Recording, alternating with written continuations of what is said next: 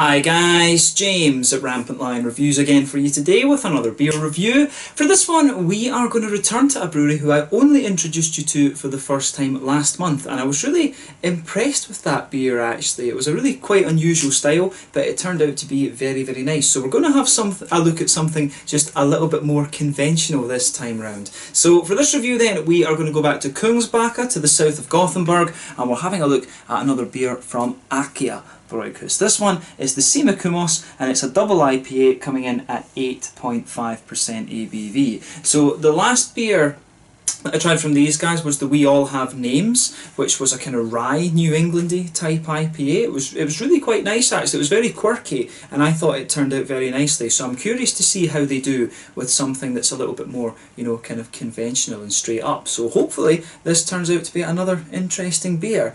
And it's always cool to introduce you guys to the kind of more random Swedish breweries that you might not have heard of before, but this is a brewery that I think I am going to keep a bit of an eye on and see how they do. So yeah, very curious to see how this one turns out. Hopefully it's as good as the last beer that I tried from them, and I hope that you guys enjoyed my take on this one as well. So yeah, let's see how we get on. As always with my reviews then, I'll tell you a little bit about the brewery before we taste the beer. If you want to get straight to the tasting, just fast forward. All the usual links are in the description below. That's the brewery website, the link to my other reviews that I've done from AKiA Brygghus before. No doubt you will see some more at some point in the near future. There's all the usual social media. If you want to see more reviews, do please consider subscribing to the channel. The whole channel, of course, has a geography-based tagging system, so you can go into the homepage and search for beer based on country, city, state, county, prefecture, whatever it is you're interested in. Do check out the playlist of beers from different countries. There is one there for all the Swedish beers that I've reviewed for you. That's constantly being added to. And as always, please do get in touch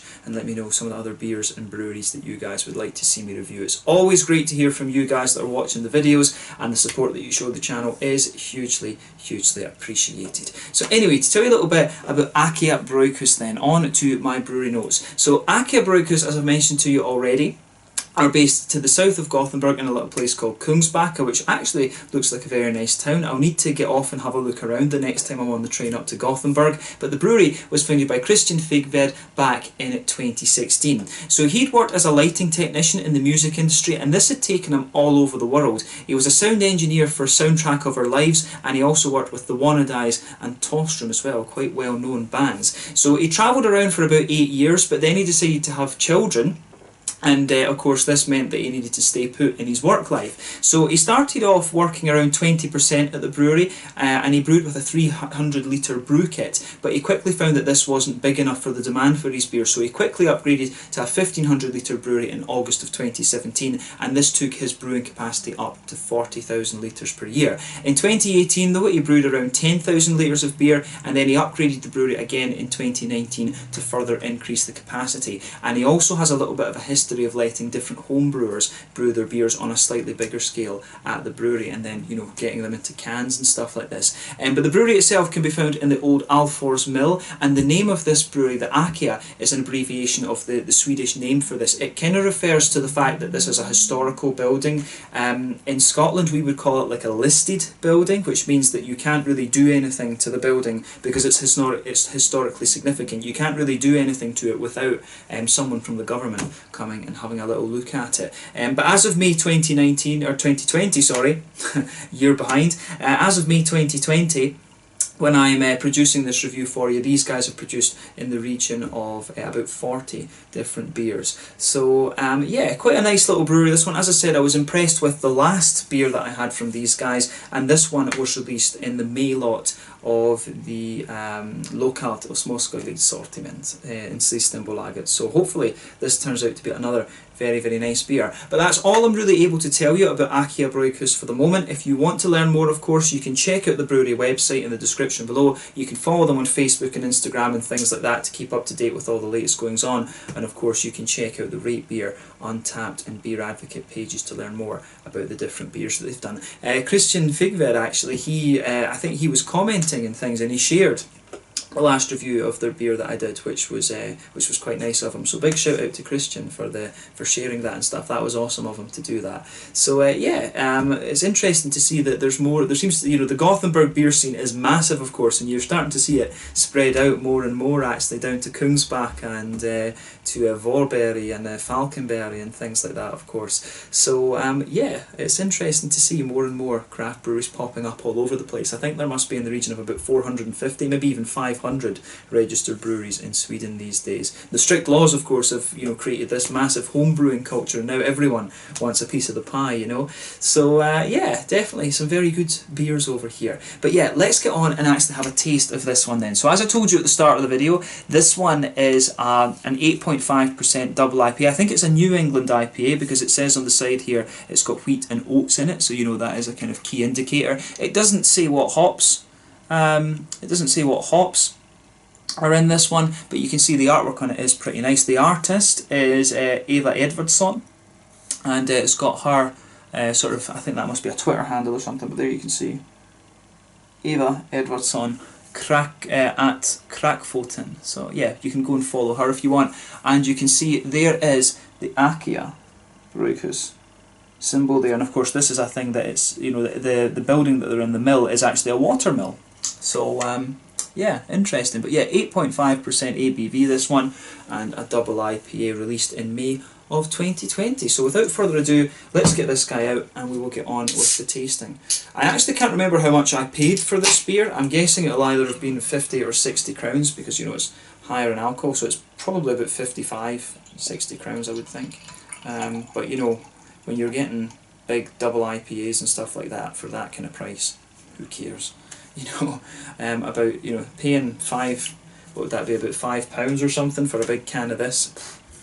You're laughing, to be honest, compared to what you'd pay in when I was in Durham for the year, and the stuff prices you were paying for the cloud waters and things like that. They're kind of crazy, £7-8. What's that?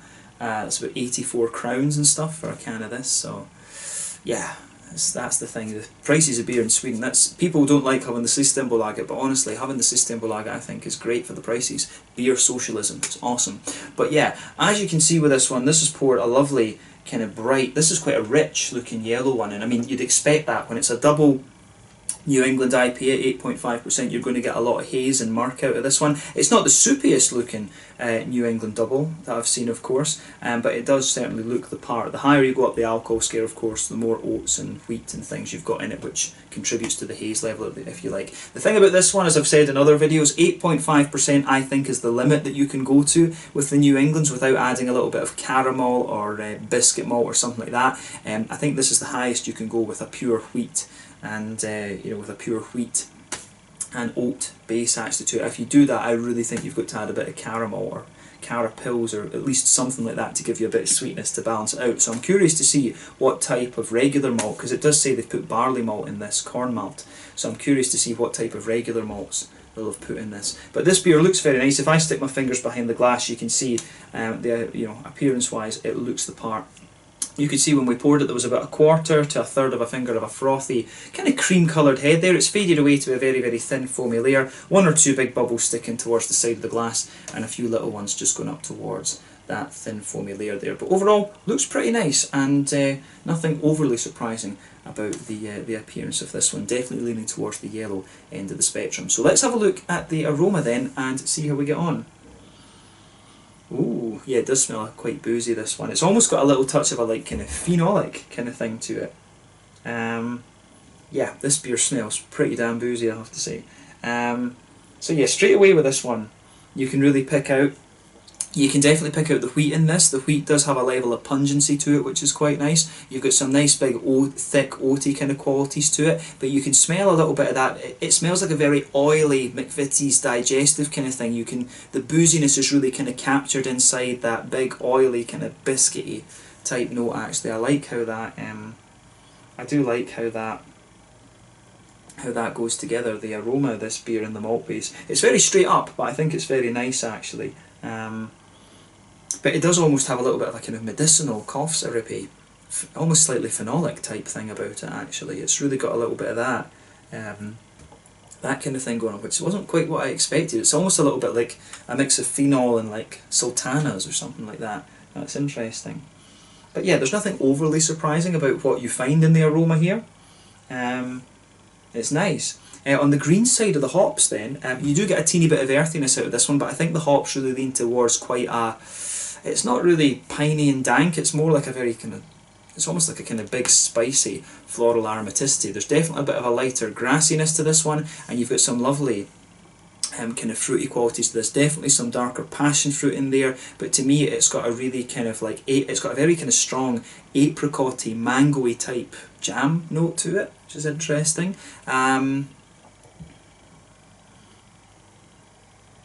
Yeah, I mean, I think there's a wee bit of an orangey note to this one. I wouldn't be surprised if one of the hops in here is Mosaic, to be honest with you. And I think there's either... I've got a feeling this might be Galaxy and Mosaic. And maybe there might be a third hop, like there might be a bit of Citra in there as well, because it does give you some of the kind of complexities that you might expect from Citra. So if I was betting, I think this might be Galaxy. Victoria's Secret would be the other option, of course. Yeah, Victoria's Secret would be the other option that could be in here. So yeah, there's quite a strong passion fruity note to this one. You've definitely got a bit of a kind of juicier mango to it, some lighter kind of papayas, more apricots to be honest with you, and you've got a little bit of a kind of tangerine orange too. I don't know if there's a bit of a kind of... I think there's a wee bit of a kind of citrusy zest to this one at the front of the nose. I don't know if it's... I think it's more kind of lemony. I mean, Centennial could be an option as well. There might be a bit of that in here. But I think going from the other things in the aroma, I'm not too sure about that one. I always like playing Guess the Hops with these big beers, as I've told you before. It's always a bit of a fun game actually. So yeah, take a bit of time and enjoy the aroma of the beer before you get stuck into it, but we're going to try this one now and see how we get on. This one is the Simekumos, an 8.5% New England double IPA from AKiA Brygghus in Kungsbacka to the south of Gothenburg, Göteborg. Let's get stuck into this one. Slanja, Skål, my second beer from these guys.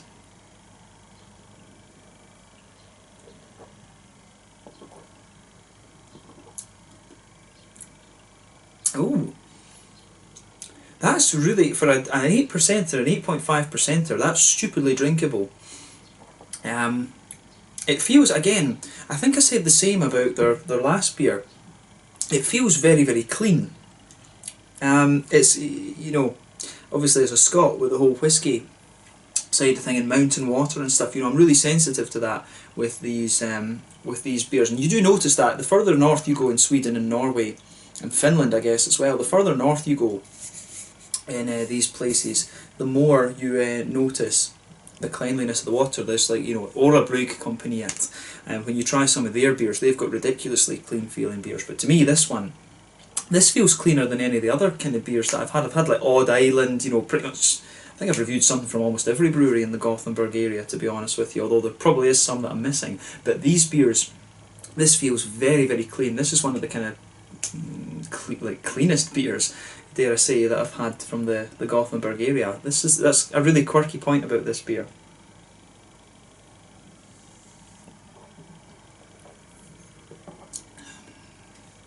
But yeah, as you drink a bit more of it, and granted I've put the last part of the beer in there, so maybe there was a little bit of sediment. It feels a little bit thicker now, right enough. So, but maybe it takes your mouth a bit of time to adjust to this one and to let it kind of thicken up a little bit.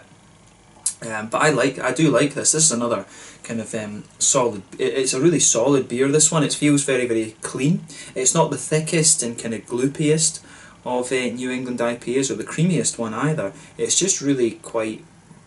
It's one of these ones that's just it's nicely done.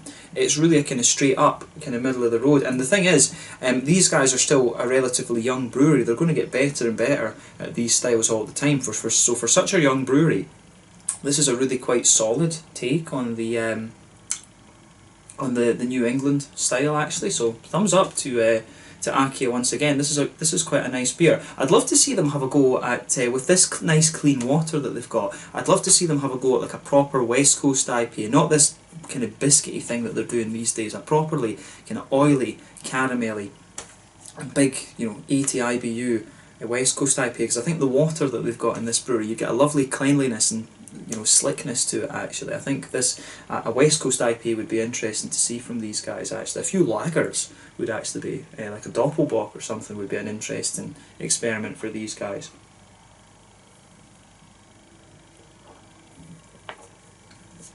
But yeah, let's try and break down the flavour of this beer then and see how we get on. So straight away with this one, you can feel a little bit of that kind of pale malty quality just blank at the middle of the tongue. You can feel the wheat. The wheat goes all across the middle of the palate. As you go further back towards the back of the tongue, you've got a nice you have got a little bit of spiciness to it. You can feel the wheaty notes kind of thickening up. In the middle of your palate you can feel it's a little bit lighter and a little bit crisper. Then as you move in the middle third of your tongue, you can pick up, there is a wee bit of that kind of McVitie's digestive-y. It's not quite butterscotchy, but it's not far off being butterscotchy like Werther's Original. That you do get in the centre of your tongue, you do get a little bit of that kind of vibe out of this beer. So I wonder if what they've used to, they will have used some kind of malt that's got a bit of sweetness to it. It'll be like, I don't think it's carapils because the beer doesn't really have that kind of lagery crispness to it at any point on the tongue. It's very wet and very clean, like I said. What could it be? Could it just be biscuit malt that they've used in this one? I think it might be, but yeah, it definitely has a little bit of that kind of slightly oily, butterscotchy type note in the middle of the palate, and if you go right into the very centre of the tongue, you do get a little bit of an almost fudgy, caramelly type note out of the beer as well. But that's minimal compared to the other things. The wheat at the back of the palate does have a little bit of bitiness to it, but it's not overly obnoxious, if that makes sense. But then as you move, as I say, the middle third of your tongue, if you move towards the front of that, pardon me, you do get a nice little bit of what's the word I'm looking for? You do get a nice little bit of a kind of oaty creaminess towards the front of that. But like I say, this isn't the thickest of New England IPAs. It's definitely more of a kind of clean, drinkable one. For an 8.5%, you can tell it's a bit boozy, but it's for an 8.5% one. It's as I say, very, very clean and almost quite crisp, to be honest. So yeah, the malt base on this one is pretty nice, I have to say. I like how the flavours kind of come out, and I think that's the kind of trait that this brewery has, is that their beers seem to be very kind of clean feeling. On the hoppy side of things then, back corners of the palate, you have a nice little bit of earthiness there. I do suspect there's mosaic in this one, just going from the flavours that we're getting, but the earthiness spreads forward a little bit, then it seems to convert to a kind of floral aromaticity, and it's a little bit spicy on the front parts of the palate. Then round the very front curve of the tongue, the beer is just a little bit lighter and grassy. This isn't a very highly bitter beer, to be honest. I think you're looking about 25 IBUs at most with this one. But behind the front curve of the palate, you've got that nice little oily bubble where those juicy, fruity esters push their way out of the beer.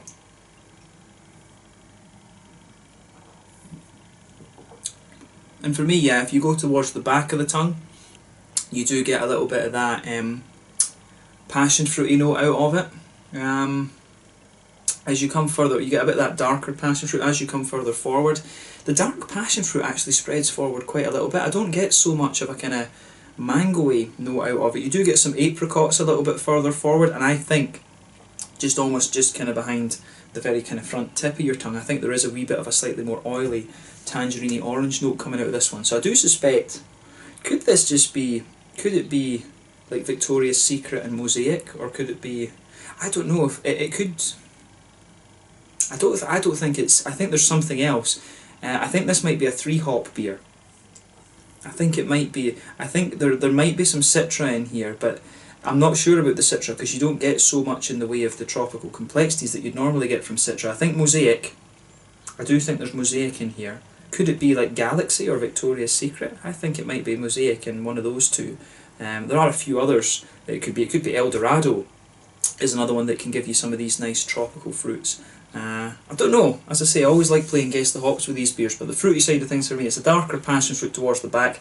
There is a little bit, the passion fruit I think spreads forward quite a bit on this one. You do get a little bit of an apricot-y note, and then it becomes more tangerine and orangey. There's not really a kind of zesty, citrusy kind of thing with this one, but I really like how it goes together. I like how this one is. I mean, it gets a bit more oily the more you drink of it actually, and you can feel a little bit of the booziness of it.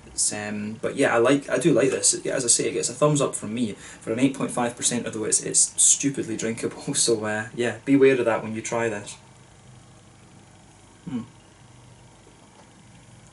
But that's the interesting thing. I think the fruits are the most oily part of this beer. The rest of it, as I say, feels very clean and almost quite crisp, to be honest with you. In terms of the mouthfeel then, I would say that this one is quite, for the style, for a double New England, it is actually quite a light body beer. I think this is it's at the top end of light bodied, bottom end of mid bodied. It's really on that end of the spectrum, which for this style it's like, but I put that down to the water. The carbonation, there's not really too much carbonation to this one, and I think that's what's kind of giving the impression of it being a little bit more kind of clean actually, which is an interesting thing. But yeah, quite a wet mouthfeel to this one. Nice bit of smoothness to it as well. I think it does get a bit more oily the more you drink of it. The fruits definitely have an oily quality to it, but in terms of hoppy bitterness, as I said earlier, 25-ish IBUs, malt base is quite smooth. You can feel a little bit of the booziness to this one, wee touch of sweetness towards the front of the palate as well, but then with the fruitiness, as I say, it's mainly an oily, fruity character that you get off this one. So yeah, this is an interesting beer, this one, and you know, it kind of reaffirms what I was saying, that I think with the New England, with the We All Have Names, the rye IPA that I tried. That was a really interesting beer, and I think this one's solid. The other one's definitely more quirky than this. This one is quite a solid take actually, but as I say, I'd love to see them do a West Coast, like a properly, you know, 80 IBUs, sweet, big caramelly malt base. I'd love to see them try a West Coast IPA with this water that they've got, or some lagers, you know, trying a Pilsner, or you know, a Dunkel or a Doppelbock or something like that. Trying something like that, I think, would be a good bet for this brewery with the water that they have. I think it would work out really nicely. But yeah, this is another solid beer from these guys. If I was picking between this one and the other one, I might be more tempted to pick the other one just because of how quirky it was. I do like rye in beers, especially when it's used properly, and they showed that they were pretty good with that. So maybe I would pick the We've All Got Names over this one, but you know, this is a really, really solid beer. If you don't like rye, probably, you know, you will prefer this one, but I think they did a good job with this. So, you know, big thumbs up once again to